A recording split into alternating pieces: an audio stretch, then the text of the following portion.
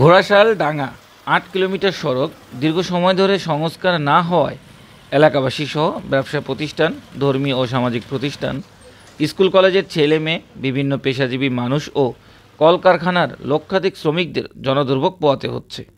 সোমবার নরসিংদী সড়ক ও জনপথ অধিদপ্তরের নির্বাহী প্রকৌশলী জনাব মোহাম্মদ রেজাই রাব্বির হাতে বাংলাদেশ উন্নয়ন সোসাইটির কেন্দ্রীয় কমিটির সাধারণ সম্পাদক জনাব জাকির হোসেনের নেতৃত্বে ডাঙ্গা ও ঘোড়াশালের এলাকাবাসী স্মারকলিপি প্রদান করেন। 4 লেনের উন্নীতকরণ যে প্রকল্প, সেই প্রকল্পের একটা অংশ। তো এই প্রকল্পের এই প্যাকেজটার কাজ করার জন্য আমাদের 3টা এলএকেএসের জমি দরকার ছিল।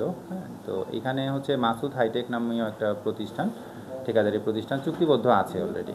তো এটা দীর্ঘদিন যাবৎ আমাদের এখানে জমি অধিগ্রহণ সংক্রান্ত যে সমস্যাগুলো ছিল সেটার জন্য হচ্ছে জমি বুঝাই দেওয়া যায় না, আজও পর্যন্ত বুঝাই দেওয়া যায় না।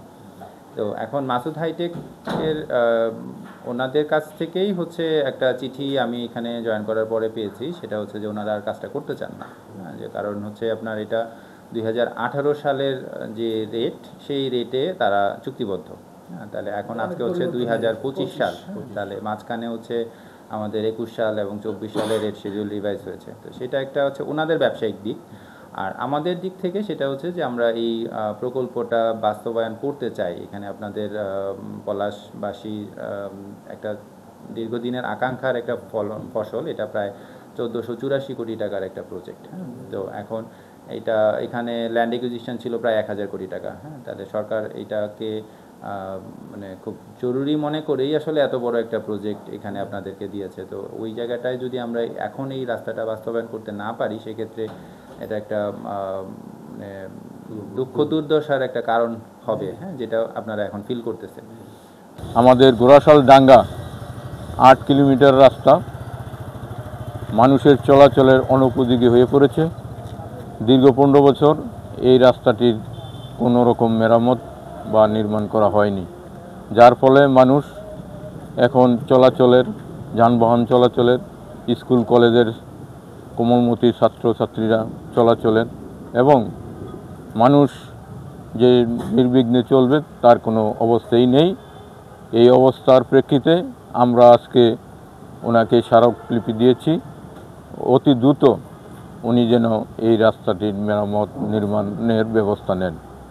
তিনি আমাদেরকে আশ্বাস দিয়েছেন দ্রুততম সময়ের মধ্যেই উনি ওনার পক্ষ থেকে সর্বপ্রকার কার্যকরী ব্যবস্থা নেবেন এবং আমাদের সাহায্য চেয়েছে। আমরাও ওনাকে সবাই সহযোগিতা করে যে অ্যালাইনমেন্টগুলি করা হয়েছে সেই অনুযায়ী স্ট্রেট রাস্তা করতে পারে আমরাও তার পক্ষে নিয়েছি।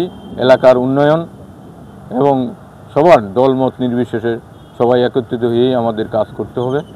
আমরা এলাকার সহযোগিতা চাই, এলাকার সবাই সহযোগিতা করে এই রাস্তাটি নির্মাণ হলে আমাদের এই লক্ষ লক্ষ লোকের যে চলাচলের প্রাচীনতম রাস্তা, সেটা আবার নির্মাণ হয়ে একটা সুন্দর অবস্থান হবে। নিবিড় চৌধুরী, ফ্ল্যাশ টিভি, ঘোড়াশাল, নরসিংদী।